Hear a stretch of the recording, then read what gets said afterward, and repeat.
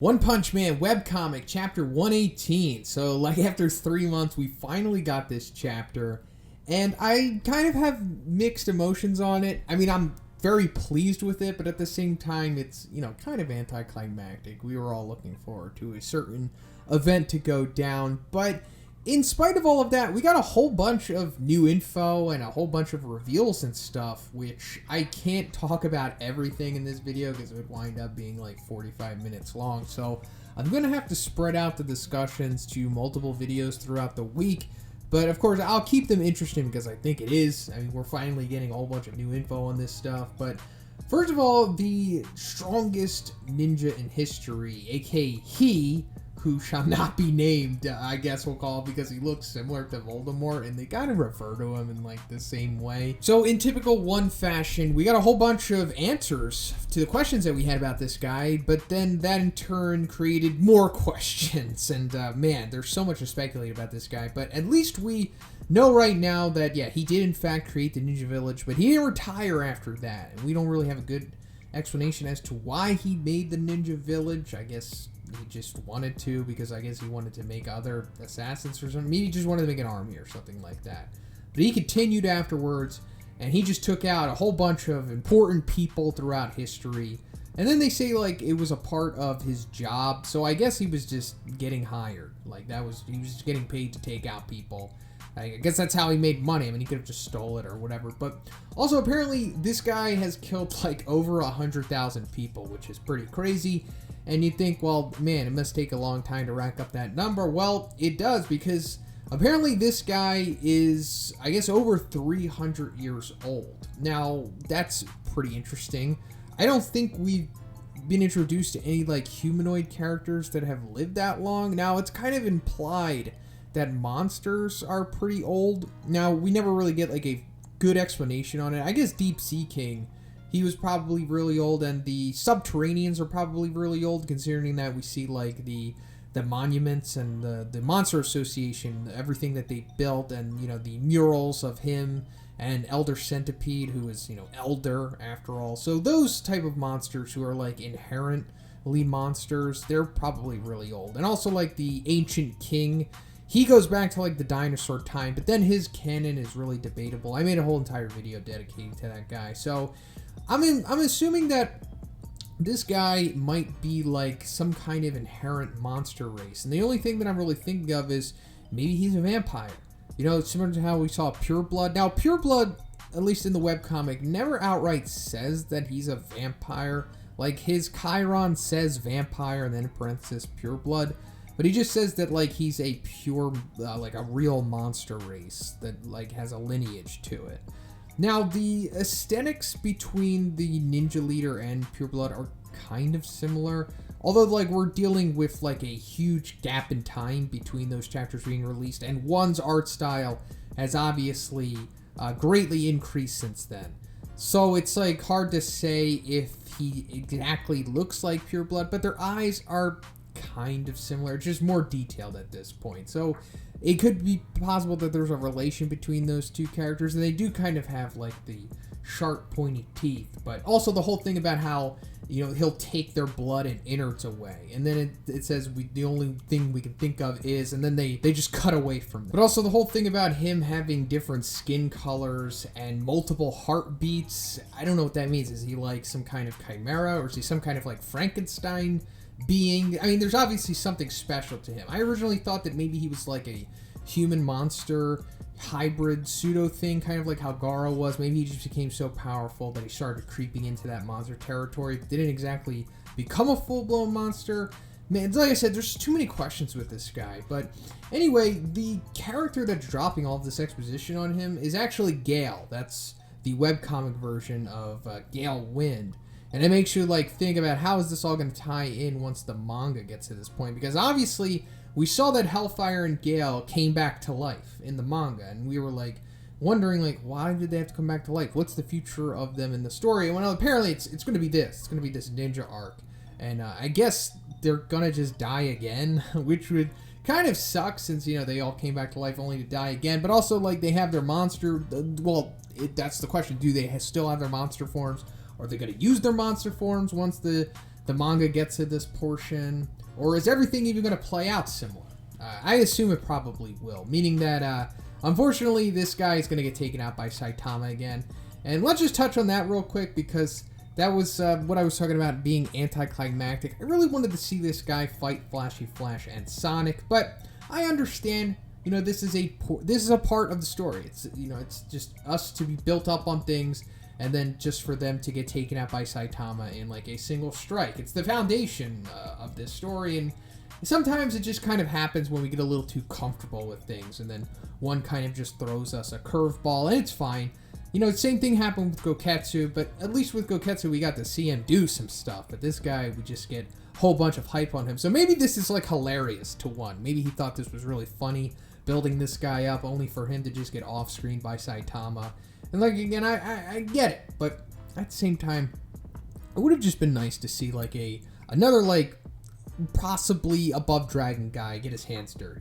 But I guess that wasn't his purpose in the story. His purpose was obviously just to give Sonic and Flashy Flash power-ups, I guess, because he had 2 legendary demon blades, and Flashy Flash is obviously getting one of them, but then we don't see if Sonic gets the other one. So I wonder if Sonic was the recipient of the other one, or at least maybe Sonic's getting the special shurikens, or maybe they just divvied them all out and they're each getting a little bit of both, as well as like the scrolls, because they mentioned the scrolls for a reason, having some super killer ninja techniques written on them. So maybe Sonic and Flashy Flash are just going to learn new stuff. And then that also is like, okay, are they going to be prevalent in this big arc that's coming up? Whatever it's going to be. I assume it was going to be the Neo Heroes, but now I really have no idea where the story is headed, because technically we should be in the Neo Heroes arc now, but it kind of just diverged away from all of that going into this ninja arc, which is wrapping up right now. This is definitely the end of the little mini ninja arc that we're getting here, which is fine,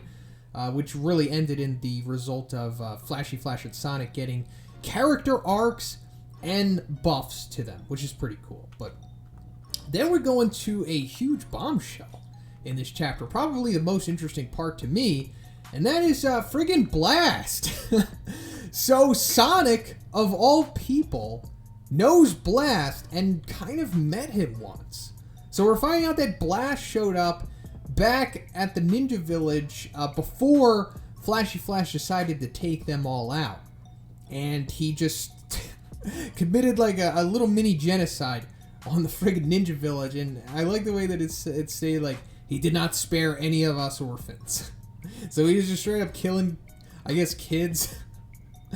Blast doesn't care. This is pretty interesting, because we really didn't understand like the morality of Blast up to this point. The most that we ever got was like, don't rely on others to come help you, like what he said to Tatsumaki. But now it's like, I guess Blast will just straight up kill younglings if need be. Now, why did Blast come here? Well, obviously probably because of the connection between the ninja leader and the village, because we know that Blast obviously fought the Ninja Village before this and defeated him, and then probably was like, well, I gotta take all these guys out because they're all gonna just become psycho crazy powerful like him, so I just gotta nip it in the bud. So maybe that's giving us more insight into, like, Blast is like probably similar to like Amai Mask and like the absolute justice demeanor that he has. Maybe it's something like that, where it's like he just doesn't mess around. Like, he is a good guy and he will help people, but he'll just, if he has to kill kids to get the job done, he'll friggin' do it. So now let's get into the end of this chapter, which is also another huge reveal, because we're finally continuing a Amai Mask storyline that was set up back in chapter 97. So apparently Amai Mask is trying to set up like this training project, and obviously the subject of it is none other than Saitama. So I wouldn't get too excited about this, even though I'm not sure what the reaction to this is going to be, because some people might think that the story is like progressing to the point of where everybody's going to find out the truth about Saitama, and I don't think that's the case here. Obviously, because some of them, well, we already see the seeds of doubt starting with the executives from the Hero Association here, because they're like, although the physical tests results were all off the chart, his activities haven't gained much attention. So they're still in doubt about Saitama, and I'm sure that's going to be part of the course for wherever this little storyline is headed. So Amai Mask says, let us begin the Supreme Hero production project with Saitama on the projector in the background. So I guess this just means that he's going to try to develop Saitama into like a mascot or something, or just try to use the association's resources and funds to improve Saitama in every way as possible, because back in chapter 97 he saw Saitama as like having true beauty, and obviously he was one of the people that witnessed Saitama take out Awakened Garo for the most part. So I guess he's going to try to I don't know, make him like the new #1 hero or something like that. Now it's just like a training project, as they keep saying, so maybe it's not that big of a deal, but he is trying to do something with Saitama, obviously. Now the importance of it is probably big, considering that the people that we're seeing here are probably the executives of the Hero Association. Now I'm not exactly sure if that is the case, because we don't see like those old dudes, but one of the people that we do see is the quote-unquote bispectacled worker. He is like the partner of the bearded worker, which is interesting. So that could also lead us to two things here. So first of all, that could lead us to the bearded worker and the beginning of him probably being revealed as Blast, but it can also set up bearded worker's attention being drawn to Saitama, which could lead us to the inevitable Blast versus Saitama thing that we all assume is going to happen. Because there's one thing that I'm pretty confident about, and I'm sure most of you are too, and that is Blast is going to be revealed sooner or later. I mean, Blast has been just shown so much in the last couple chapters of the webcomic, more than he ever has. He keeps being mentioned. More and more info is being dropped on him, so he's got to be coming back into the story very soon. And I'm like so sure that he is the bearded worker at this point.